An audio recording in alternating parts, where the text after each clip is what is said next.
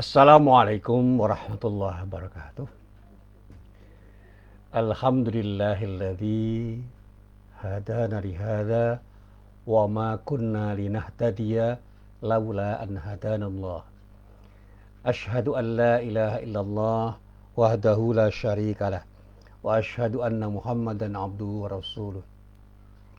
Allahumma salli wa sallim ala nabiyyina Muhammad wa ala alihi wa sahbihi wa man wala. Amma ba'd. Para jamaah yang dirahmati Allah, alhamdulillah pagi hari ini kita bisa berjumpa, kita bisa berbincang-bincang, kita bisa berbagi dalam acara kuliah subuh Ramadan tahun 1441 Hijriah.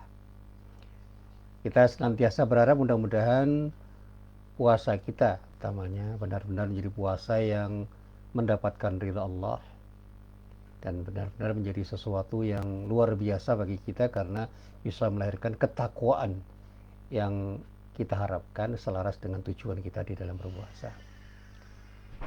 Para jamaah yang dirahmati Allah, alhamdulillah pada hari ini teman-teman sudah mulai bergabung. Ini ada teman saya ini dari Bangladesh. Good morning. Assalamualaikum Mr. Abu Jahid. How are you this morning? Just fine. Alhamdulillah. Ya, ini teman saya ini salah seorang dosen accounting dari sebuah perguruan tinggi di Bangladesh ini yang sering berbincang-bincang dengan saya mulai bergabung, dan alhamdulillah dalam beberapa dialog saya dengan beliau saya menemukan beberapa hal yang bisa saya jadikan alas belajar itu. Ya, beliau berada di Indonesia sekarang bersama istri dan anaknya. Oh, okay. Morning. Glad to see you. Alhamdulillah, alhamdulillah.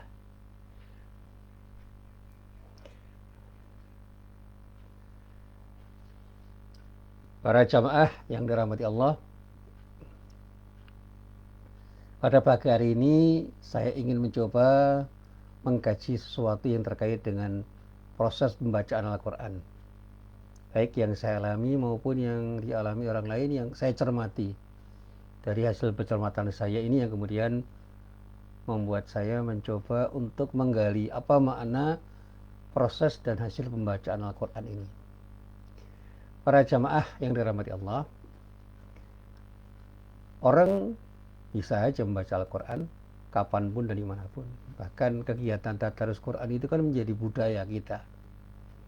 Tetapi ketika kita bicara tentang prototipe yang dalam bahasa kita seringkali diterjemahkan dengan purwarupa pembaca Al-Quran, saya mendapati sebuah hadis Nabi Muhammad SAW yang saya pahami sebagai sesuatu yang membuat saya semakin harus hati-hati untuk menjadi pembaca Al-Quran. Rasulullah itu memilah pembaca Al-Quran itu menjadi 4 macam. Yang pertama, pilihan yang paling ideal itu yang disebut dengan al-utrujah. Yang kedua, itu yang kurang ideal itu disebut dengan at-tamrah. Yang ketiga, itu yang kurang ideal lagi disebut ar-raihanah, dan yang keempat yang tidak ideal itu disebut dengan hamdalah. Nah, tentu saja ini metafor karena utrujah, tamrah, raihanah dan hamdalah itu nama-nama buah itu. Dan masing-masing sebutan itu mencirikan masing-masing perwarupa pembaca Al-Quran dengan kualifikasi masing-masing. Kalau kita sebut al-utrujah dan at-tamrah itu berkenaan dengan pribadi yang beriman.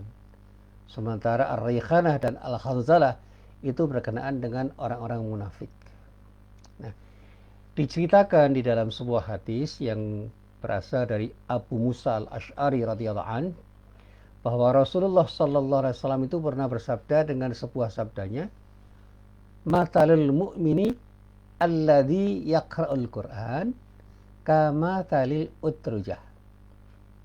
Jadi awal dari kalimatnya itu menyatakan matalul mu'minin alladzi yaqra'ul Qur'ana kamathalil utrujah. Lalu dijelaskanlah Rasulullah, rihuha tayyibun wa ta'muha tayyibun. Nah, ini pembaca Al-Quran yang paling ideal di antara orang yang beriman.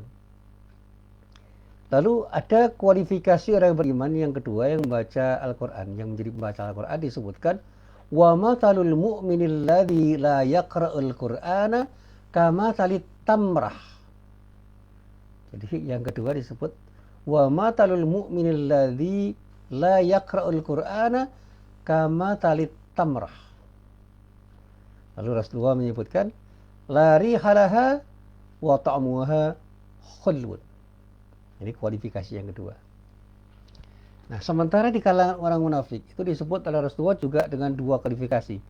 Kualifikasi yang pertama dikatakan wa matalul munafiqil ladzi yaqra'ul qur'ana kama talir raihana. Rasulullah menjelaskan rihuha tayyibun wa ta'muha murrun.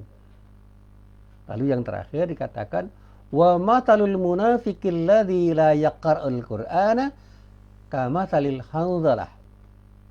Rasulullah menjelaskan laisa laha rihun wa ta'muha murrun. Baik, ini saya coba untuk saya jelaskan dulu. Sebutan utrujah itu sebutan untuk buah yang punya kriteria, yang punya ciri, yang punya sesuatu yang dikenal orang, ya. Aromanya itu harum. Jadi ada bau harum dari buah itu. Dan buah utrujah itu rasanya lezat, warnanya indah, dan dikatakan oleh orang memiliki banyak manfaat. Jadi sudah baunya harum, rasanya lezat, warnanya indah, dan memiliki banyak manfaat. Lalu yang disebut at-tamroh itu ialah buah yang rasanya manis, tetapi tidak mengeluarkan aroma atau bau harum. Rasanya manis, tetapi tidak mengeluarkan bau yang harum. Ini perumpamaan orang yang beriman yang membaca Al-Quran. Yang pertama utrujah, yang kedua at-tamrah. Yang utrujah itu adalah metafor, seperti buah yang aromanya harum, rasanya lezat, warnanya indah, dan memiliki banyak manfaat. Sementara yang kedua, orang yang beriman itu disebut at-tamrah, seperti buah yang rasanya manis tetapi tidak mengeluarkan aroma. Nah, sementara orang munafik yang membaca Al-Quran itu yang pertama disebut ar-raihanah, seperti buah yang rasanya pahit tetapi aromanya atau baunya harum. Yang terakhir, orang munafik itu ketika membaca Al-Quran disebut al-hamdalah, yaitu seperti buah yang rasanya pahit dan aromanya busuk. Nah, ini yang nanti di dalam terjemahan bisa kita pahami. Nah, dikatakan bahwa perumpamaan orang yang beriman yang mereka itu mau membaca Al-Quran itu diumpamakan oleh Rasulullah seperti buah utrujah. Baunya harum dan rasanya juga enak. Baunya harum, rasanya enak dan memberi manfaat buah itu. Jadi kalau bahasanya sekarang, buah yang memberi sesuatu yang baik, berdampak baik pada orang yang mengkonsumsinya. Sudah baunya harum, kemudian indah dipandang, pokoknya menarik untuk dilihat, menarik untuk dikonsumsi, dan begitu dikonsumsi tidak hanya rasanya yang enak tetapi juga memberi manfaat pada orang yang menyantapnya. Sementara orang yang beriman yang enggan membaca Al-Quran itu seperti buah kurma yang baunya tidak semerbak namun rasanya manis. Jadi tamroh itu kan kurma. Kurma itu baunya memang tidak semerbak. Kalau kita itu beli kurma, rata-rata kurma itu tidak memunculkan bau harum, tapi rasanya manis. Kemudian terkait dengan orang munafik dikatakan oleh Rasulullah, perumpamaan orang munafik yang mau membaca Al-Quran itu seperti buah raihanah. Buah raihanah itu buah yang baunya harum, tapi rasanya pahit. Baunya harum, ya menarik kan, baunya harum, Tapi begitu dimakan, begitu dikonsumsi rasanya pahit. Dan yang terakhir, perumpamaan orang munafik yang enggan membaca Al-Quran itu seperti buah handolah. Buah handolah itu sudah baunya tidak sedap, tidak wangi, tidak harum, dan rasanya juga pahit. Untuk dikati, tidak menarik untuk dikonsumsi, dan begitu dikonsumsi juga rasanya pahit. Jadi habis-habisan gitu. Nah, hadis ini bisa kita lacak nanti di dalam beberapa kitab hadis. Imam Bukhari meriwayatkan di dalam kitab Sahihnya pada juz 9 halaman 198, hadisnya hadis nomor 7560.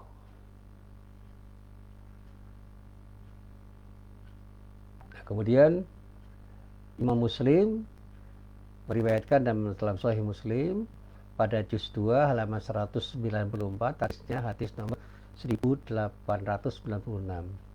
Sementara itu Imam At-Tirmidzi meriwayatkan di dalam kitab Sunan At-Tirmidzi juz 5 halaman 150, hadisnya hadis nomor 2865.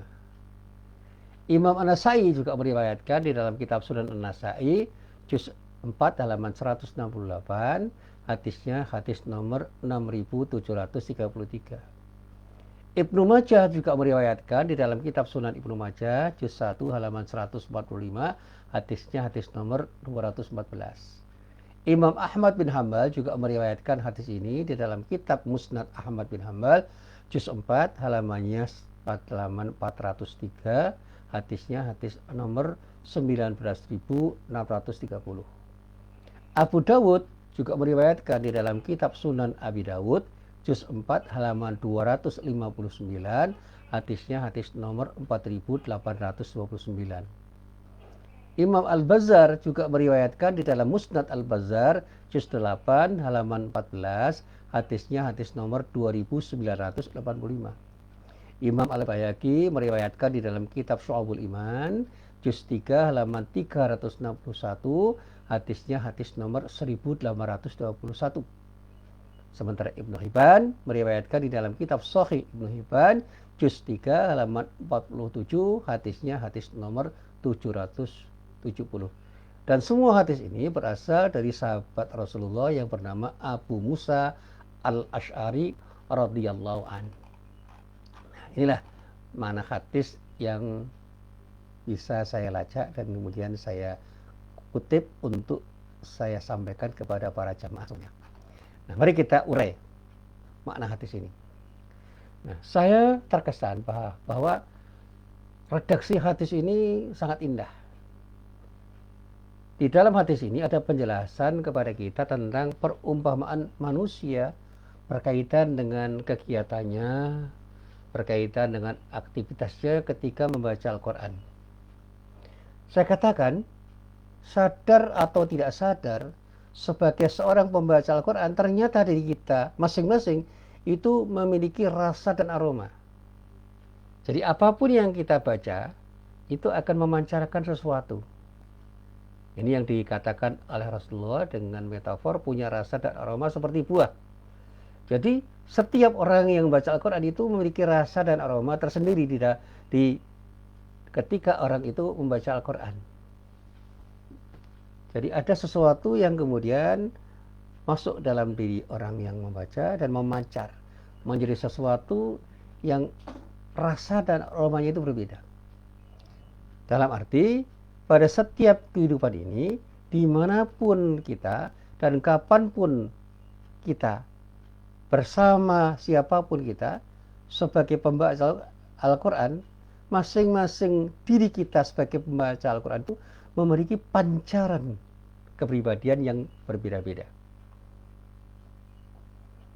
Kalau kita membaca Al-Quran, itu akan punya pancaran yang berbeda-beda. Nah, orang yang beriman itu ketika membaca Al-Quran, itu memancarkan sesuatu yang indah. Jadi dikatakan di dalam Al-Quran, orang yang beriman itu yang pertama, ketika orang itu bersedia untuk selalu membaca Al-Quran, dengan imannya, itu diumpamakan oleh Rasulullah sebagai sesuatu yang betul-betul memberikan makna. Diberi metafor seperti utrujah, buah yang memancarkan bau harum, aromanya harum, dan rasanya lezat.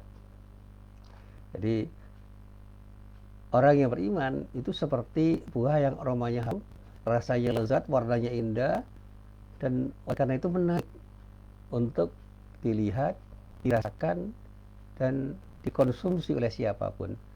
Dan begitu dikonsumsi itu akan memiliki banyak manfaat. Jadi kalau orang yang beriman itu membaca Al-Quran dengan sungguh-sungguh, insya Allah dia tidak hanya memberi manfaat untuk dirinya, tapi juga memberi manfaat untuk orang lain. Sementara ketika orang yang beriman itu tidak mau membaca Al-Quran atau enggan membaca Al-Quran, itu seperti buah tamroh, seperti kurma. Rasulullah dikatakan mirip kurma, seperti kurma. Kurma itu memang rasanya manis, tapi tidak mengeluarkan aroma, tidak menarik. Karena apa? Tidak memancarkan aroma atau bau yang harum. Nah, para jamaah yang dirahmati Allah, apa yang dikatakan Rasulullah itu harus kita pahami dengan baik. Jadi ketika kita jadi orang yang beriman, jadilah orang yang bersedia membaca Al-Quran, sehingga kita beri manfaat. Bukan hanya untuk diri kita, tapi juga untuk orang lain. Tapi kalau kita enggan, memang kita bisa saja memberi manfaat pada orang lain, tapi kita tidak menjadi orang yang menarik untuk dilihat orang, dipandang orang, sehingga tidak dipersepsi sebagai orang yang baik. Karena apa? Kita tidak memunculkan sesuatu yang menarik untuk dilihat, untuk dicermati, untuk didekati. Nah, sementara kelompok yang kedua itu adalah kelompok orang-orang munafik. Orang munafik yang pertama itu orang munafik yang bersedia untuk membaca Al-Quran. Nah, dari nifaknya, kemunafikannya, dia baca Al-Quran. Jadi basisnya itu kemunafikan. Dia memang bisa membaca Al-Quran, tetapi begitu dia baca, diumpamakan oleh Rasulullah seperti raihanah, seperti buah yang rasanya pahit, tetapi aromanya harum. Orang itu memukau. Orang munafik yang membaca Al-Quran memukau, dan orang-orang munafik itu bisa saja kemudian melahirkan sesuatu yang menarik perhatian orang karena hasil baca Al-Qurannya itu menarik untuk disimak, menarik untuk diperhatikan. Nah, saya dikatakan seperti buah yang rasanya pahit tetapi aromanya harum. Tapi begitu hasilnya itu dimakan oleh orang, dia akan tidak memberi manfaat karena kemunafikannya itu akan melahirkan hasil kajian dari Al-Quran yang dia baca, yang ketika dimakan, ketika dikonsumsi itu akan memberikan dampak negatif. Ekstrimnya begitu. Kalau kita buat metafor yang seperti ini, ya seperti orang yang dengan kemunafikannya mencoba untuk menyalahpahami kajian Al-Quran itu, kemudian ditafsirkan sedemikian rupa, kemudian ditawarkan menjadi tawaran-tawaran yang pada akhirnya justru akan menjerumuskan manusia ke dalam lembah kehinaan. Minimal dengan sifat munafiknya itu, orang itu tidak akan beri manfaat pada orang. Nah, yang paling jelek orang munafik yang enggan membaca Al-Quran, ini yang dikatakan oleh Rasulullah seperti handolah. Handolah itu adalah buah yang rasanya pahit dan aromanya juga busuk, sehingga dikatakan meskipun dia itu ada, ya, orang munafik itu ada, karena tidak bersedia untuk membaca Al-Quran, dia tidak akan memberi makna apapun dan tidak menarik untuk dilihat, tidak mempesona orang. Nah, oleh karena itu berhati-hatilah terhadap orang munafik yang pandai berbicara atas nama Al-Quran, karena mereka membahayakan. Sementara orang-orang yang beriman, yang punya kesediaan untuk membaca Al-Quran dengan baik, dengan imannya dan tentu saja dengan ilmunya, dia akan melahirkan sesuatu yang bermanfaat, karena basis imannya itu akan melahirkan sesuatu yang baik dari hasil bacaannya, dan itulah yang diingatkan oleh para mufassir. Jadilah para pembaca Al-Quran dan orang yang mau menggali Al-Quran dengan iman, sehingga hasil penggaliannya itu, hasil pemahamannya terhadap Al-Quran itu melahirkan kemanfaatan bagi dirinya dan bagi orang lain, dan tentu saja akan mendapatkan ridha Allah, karena iman yang tumbuh di dalam diri orang itu akan menumbuhkan keinginan untuk membaca Al-Quran dengan semangat imannya yang kemudian menumbuhkan sesuatu yang beri manfaat di dunia wal akhirah. Nah, para jamaah yang dirahmati Allah, mari kita kaji lebih dalam. Kalau kita melihat bunyi atau teks hadis itu, setidaknya akhlak atau perilaku setiap baca Al-Quran itu bisa dianalogikan dari interaksinya bersama Al-Quran. Secara eksplisit atau secara lahiriah, kandungan hadis itu memuat beberapa purwarupa atau prototipe manusia pembaca Al-Quran yang perlu kita pahami, perlu kita ketahui, perlu kita renungkan untuk menjadi abrah, untuk menjadi pelajaran. Yang pertama, ada sekelompok orang yang beriman, orang-orang mukmin, yang selalu punya aktivitas untuk membaca Al-Quran dengan fondasi imannya. Tentu saja dengan kemampuan intelektual yang memadai. Itu diumpamakan di dalam hadis itu seperti buah utrujah. Buah yang menarik perhatian dan begitu memberi manfaat. Nah, oleh karena itu para ulama mengatakan sudah selayaknya setiap orang yang beriman itu selalu punya kesetiaan dan punya kemampuan serta memiliki kecintaan yang dalam dan pandai, pintar, cerdas untuk membaca Al-Quran dalam setiap desah nafasnya. Kenapa? Karena ibadah dengan cara membaca Al-Quran di setiap hari. Jadi kalau orang beriman itu beribadah dengan cara membaca Al-Quran setiap hari, setiap saat, itu merupakan bagian dari salah satu bentuk ibadah utama yang akan menghasilkan atau berdampak pada kekokohan diri orang yang beriman itu, dan bahkan menjadi sesuatu yang mengokohkan orang lain. Ketika seseorang yang beriman itu rajin untuk melakukan pembacaan Al-Quran dalam jumlah ayat tertentu, surat tertentu, juz tertentu yang cukup secara kuantitatif, dan pembacaannya secara kualitatif memang luar biasa bagus, maka efek positif dari pembacaan Al-Quran itu insya Allah akan memberikan pancaran cahaya bagi setiap desah nafasnya. Bacaan Al-Qurannya itu punya nilai ibadah dan tentu saja akan mendapat pahala dari Allah Subhanahu wa taala. Hatinya itu selalu connect, tersambung dengan Allah Subhanahu wa taala. Jiwanya sejuk dengan siraman kelembutannya, pikirannya penuh dengan pesan-pesan ilahi, dan dirinya selalu ada bersama makhluk-makhluk Allah yang lain dalam tasbih dan tahmid.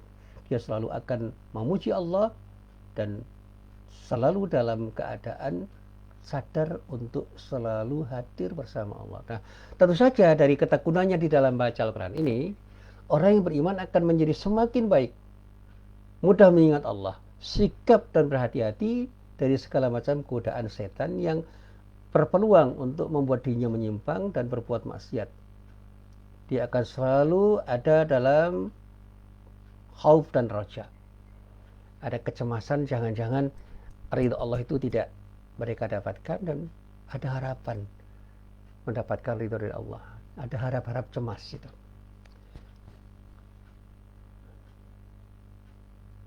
Maka dari itu Rasulullah SAW mengumpamakan orang-orang yang beriman yang seperti ini dengan perumpamaan buah utrujah, atau dengan bahasa familiarnya bagi kita di Indonesia seperti buah durian yang sangat lezat, baunya harum, rasanya lezat, dan insya Allah memberi manfaat pada orang yang memakannya kalau kita makan secara proporsional, tidak berlebihan.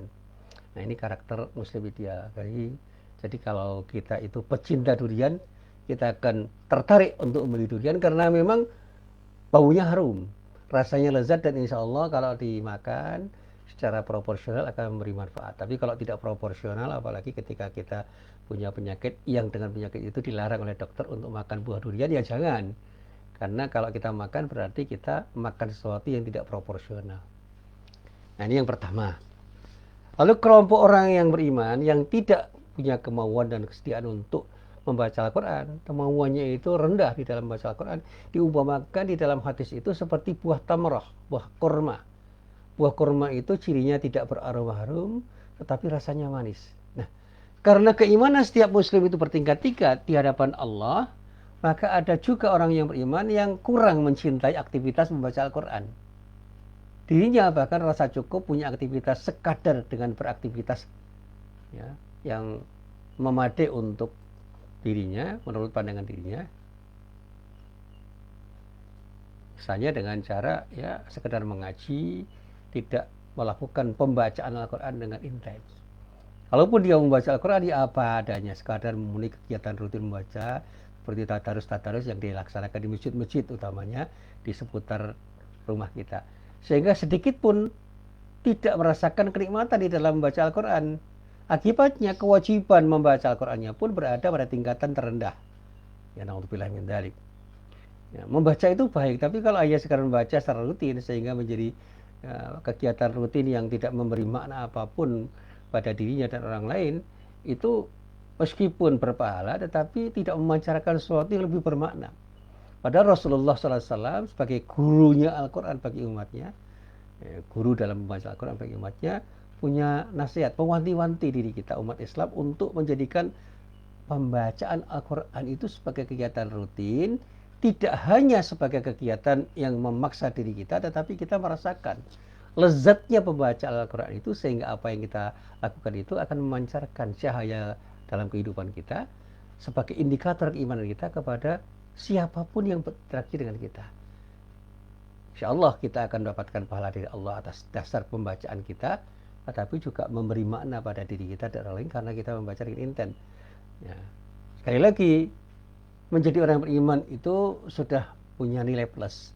Kalaupun kita membaca, sekedar membaca pun berpahala, tetapi alangkah indahnya kita tingkatkan menjadi pembaca yang betul-betul produktif, sehingga qiraah kita itu tidak menjadi qiraah mutakarrirah, pembacaan yang berulang-ulang yang tidak menghasilkan sesuatu, tetapi menjadi qiraah muntijah, pembacaan produktif yang melahirkan karya-karya seperti yang dulu pernah saya sampaikan dari kajian Farid Esak tentang pembaca Al-Quran yang bersikap kritis, yang kemudian melahirkan karya-karya yang luar biasa dari hasil pembacaan Al-Qurannya, dan pada saatnya hasil pembacaan Al-Qurannya betul-betul bisa memberi manfaat pada dirinya dan orang lain, dan insya Allah juga akan mendapatkan pahala dari Allah Subhanahu wa Ta'ala. Nah, para jamaah yang berbahagia, kita bisa menelaah beberapa ayat Al-Quran. Misalnya, kita ambil sampel saja pada surat Al-Baqarah ayat 121 yang seringkali dibaca oleh para ustadz.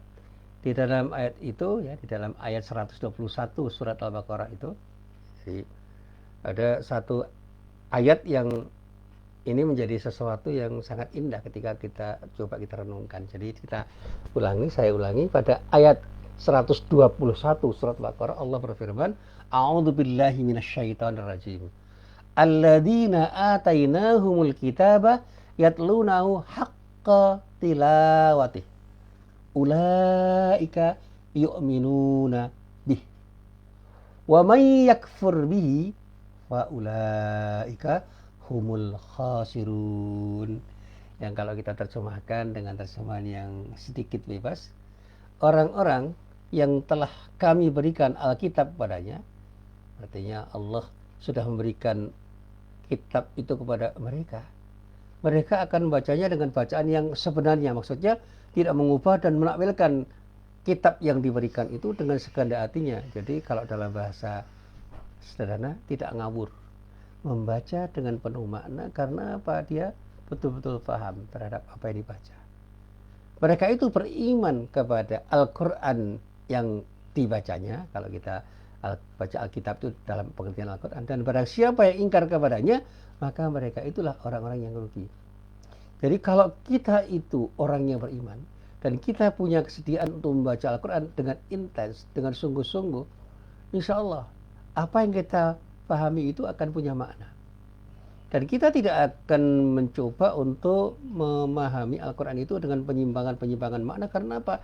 Ada iman yang ada di dalam diri kita, sehingga keinginan kita untuk memahami Al-Quran itu betul-betul menjadi keinginan yang tumbuh subur pada diri kita untuk mengatakan sesuatu berkaitan dengan nurani kita. Sehingga intelektualitas kita seperti apapun, kemampuan intelektual kita itu akan membantu diri kita untuk lebih memahami Al-Quran itu dengan baik dan benar. Dan sebaliknya orang-orang yang tidak bersikap seperti kita, mereka itu rugi. Karena apa? Banyak orang yang secara intelektual sebenarnya mampu untuk memahami Al-Quran, tapi karena miskinnya iman, rendahnya kualitas imannya, mereka dengan sangat nekat membaca dan menakwilkan Al-Quran itu semaunya sendiri, sehingga tafsir atas ayat-ayat Al-Quran itu dinyatakan dengan apa yang sebenarnya tidak sesuai dengan makna yang terkait dengan Al-Quran itu, karena ada keinginan-keinginan untuk menyimpangkan makna Al-Quran itu, karena hawa nafsunya bermain untuk membuat dirinya itu terbawa nafsu untuk menakwilkan Al-Quran dengan kemauan akal pikirannya yang tidak terkendali. Na'udzubillah min dzalik. Nah, sehingga ada orang yang agak ekstrim mengatakan itulah sesat pikir para mufasir. Nah, meskipun hal itu tidak boleh kemudian kita jadikan sebagai cara kita untuk menilai orang.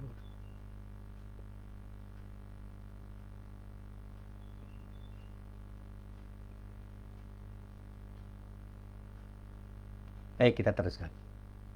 Nah, para jamaah yang dirahmati Allah, kita sebagai orang yang beriman perlu menyadari, walaupun amal ibadah kita yang lain sudah cukup baik, namun pada sisi tilawah Al-Quran itu jangan sampai kita lupakan.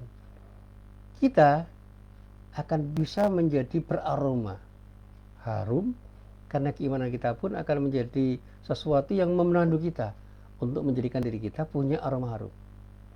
Jadi saya selalu mengatakan, kita perlu menyadari, walaupun ibadah kita yaitu sudah cukup baik, namun ketika pada sisi tilawah Al-Quran, pada pembaca Al-Quran ini terlupakan, maka bisa jadi aroma keimanan kita pun akan menjadi berkurang dalam seluruh aspek kehidupan kita. Oleh karena itu Rasulullah SAW menyamakan diri kita sebagai orang yang beriman sebagai sesuatu yang mirip dengan tamroh, dengan kurma. Kurma itu rasanya manis, tetapi tidak mengeluarkan aroma keharuman. Ya. Jadi kita memang punya makna, tetapi tidak menarik orang untuk dilihat atau dicermati. Kita menjadi orang yang tidak menjadi magnet bagi orang. Karena apa? Apa yang kita keluarkan dari hasil bacaan kita itu tidak optimal, tidak berkualitas. Berbeda dengan ketika kita itu mau membaca Al-Quran dengan sungguh-sungguh, insya Allah hasil bacaan kita itu akan membuat kita menjadi pribadi yang menarik, pribadi yang memukau. Kita akan menjadi magnet bagi banyak orang, sehingga apapun yang kita katakan dan kita lakukan itu akan memancar menjadi sesuatu yang dipandang orang sebagai sesuatu yang bermanfaat dan diminati orang. Pada saatnya kita akan juga memberi manfaat pada banyak orang. Nah, ini kritik pada diri kita. Mari kita sebagai orang yang beriman jangan pernah puas dengan hanya membaca Al-Quran seenaknya, sekenanya, atau sekedar membaca, tetapi tingkatkan menjadi pembaca yang produktif sehingga kita itu bisa menjadi orang yang bisa menjadi magnet pada siapapun dan memberi makna pada siapapun yang berinteraksi dengan diri kita. Baik, kita lanjutkan. Nah, sementara orang-orang munafik ini, kualifikasi yang ketiga, yang punya kesediaan untuk membiasakan diri dalam membaca Al-Quran, itu oleh Rasulullah diumpamakan seperti buah rayhanah. Buah rayhanah itu buah yang aromanya harum tetapi rasanya pahit. Kaum munafikin, kata Rasulullah, ya, kalau kita buat pengertiannya itu menjadi pengertian yang indah, komunitas orang-orang munafik itu adalah satu bagian dari ketiga golongan manusia, ya, dari ketiga golongan manusia, dari golongan ketiga manusia disebut di dalam hadis itu, yang diklasifikasikan di dalam Al-Quran selain orang kafir dan orang-orang mukmin. Jadi di dalam klasifikasi orang di dalam Al-Quran itu ada orang yang beriman, mukmin, ada kafir, dan ada orang munafik. Ini menjadi bagian dari klasifikasi yang ditetapkan Al-Quran. Ada tiga kelompok manusia di dalam hidup ini. Yang pertama orang yang beriman, yang kedua orang kafir, dan ada orang yang ketiga yaitu orang-orang munafik. Nah, komunitas munafik ini di dunia sampai sekarang masih mungkin ada. Nah, jumlah kaum munafik ini selalu saja berada pada populasi yang besar dibandingkan dengan kedua golongan yang lain, dibandingkan dengan orang-orang kafir dan orang-orang yang beriman. Orang-orang munafik adalah orang-orang yang diasumsikan beriman secara lahiriah, tetapi kafir secara batiniah. Nah, erat kaitannya dengan persoalan muamalah dengan Al-Quran. Ada orang-orang munafik yang sangat antusias dan pandai dalam baca Al-Quran. Tetapi sayang, tilawatil Al-Qurannya, pembacaan Al-Qurannya itu dilakukan hanya sekadar sebagai pemules bibir, lip service saja dan untuk bersuara saja. Atau dalam bahasa sekarang, unjuk suara saja. Untuk tebar pesona. Layaknya sebuah pentas hiburan yang semata-mata bernilai seni. Nah, sementara isi yang indah tidak sampai ke dalam lubuk hatinya, tidak terimplementasi pada praktek kehidupan sehari-hari. Atau dengan kata lain, orang munafik itu pandai mengaji, pandai bertilawah Al-Quran, pandai membaca Al-Quran, tetapi seiring dengan aktivitas tilawatil Al-Qurannya, beragam kemaksiatan pun dia jalani secara terus-menerus dalam beragam aktivitas kehidupannya. Yang di dalam pandangan Rasulullah SAW, orang munafik semacam itu tidak ubahnya seperti buah rayhanah. Buah rayhanah itu adalah buah yang aromanya harum tetapi rasanya pahit. Sehingga pancaran keindahan ayat-ayat Al-Quran yang ia baca, itulah yang kemudian menjadikan dirinya beraroma harum, memukau, menarik. Wah, sekarang kita bicara pencitraan. Dalam konteks pencitraan, orang-orang munafik itu pandai mencitrakan dirinya.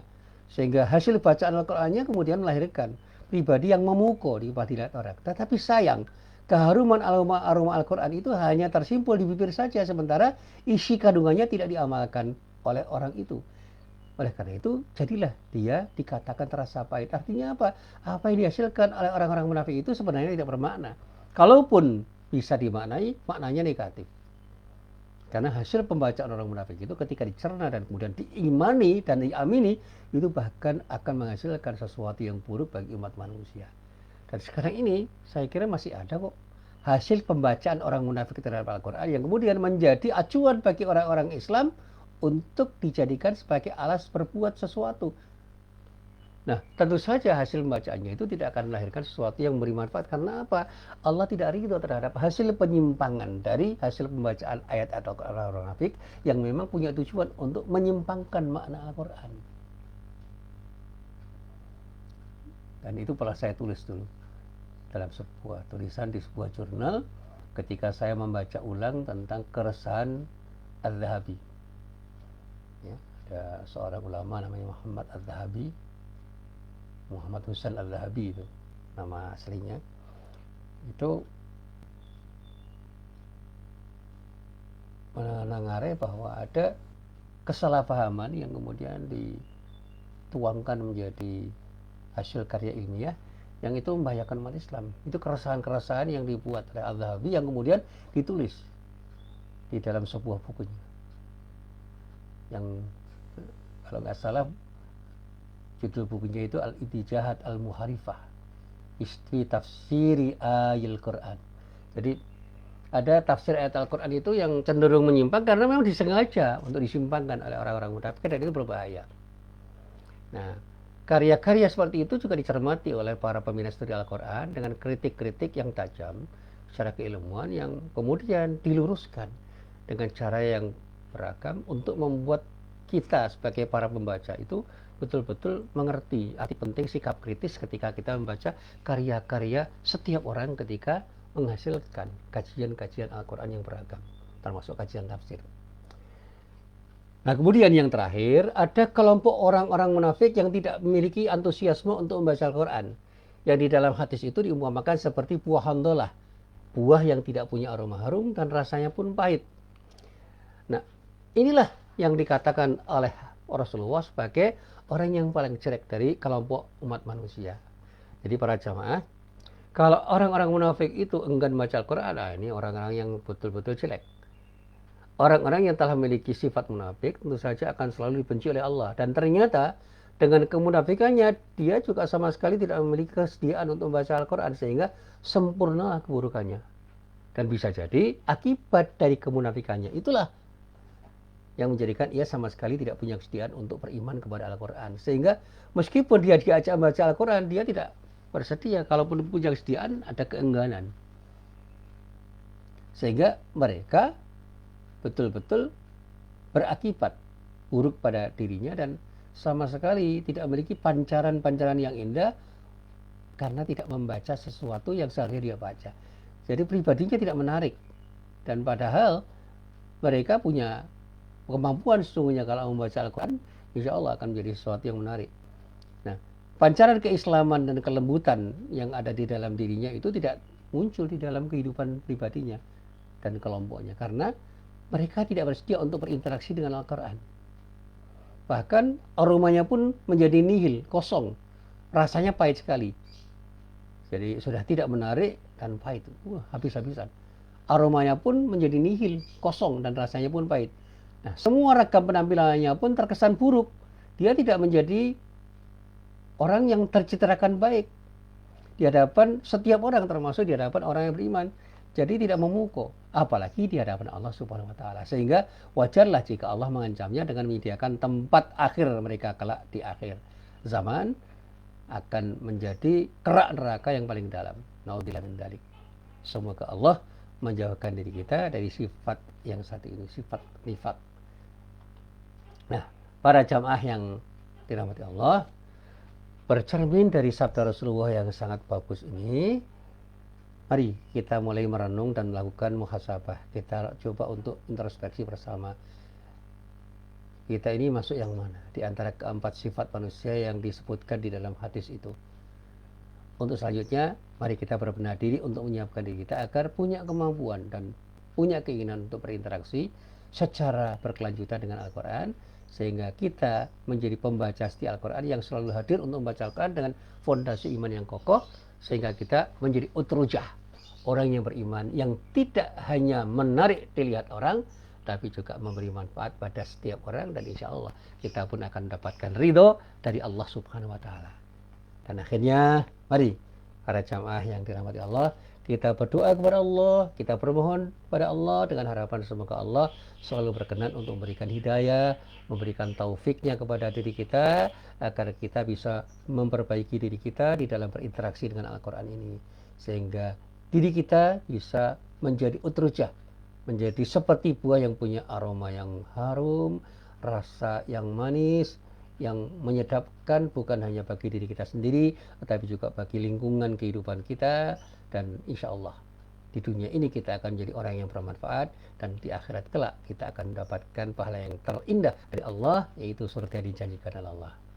Jadi para jamaah yang berbahagia, sekali lagi mulailah saat ini kita menjadi orang yang oleh Rasulullah diumpamakan seperti buah utrujah, seseorang yang selalu punya kesediaan untuk berinteraksi, punya keinginan kuat untuk berinteraksi dengan Al-Quran, dengan fondasi iman kita yang kokoh, sehingga diri kita yang insya Allah punya kemampuan intelektual yang memadai, bisa menjadi manusia yang senantiasa mengeluarkan aroma yang harum, bau yang betul-betul menarik untuk dicium orang, kepribadian yang menarik untuk dilihat orang, dan senantiasa menjadi orang yang berguna bukan saja pada diri kita sendiri, tetapi bagi banyak orang, utamanya bagi komunitas yang berinteraksi dengan kita dimanapun dan kapanpun kita berada. Inilah apa yang bisa saya sampaikan dalam kesempatan pagi hari ini. Mudah-mudahan bermanfaat. Billahi taufiq wal hidayah. Wassalamualaikum warahmatullahi wabarakatuh.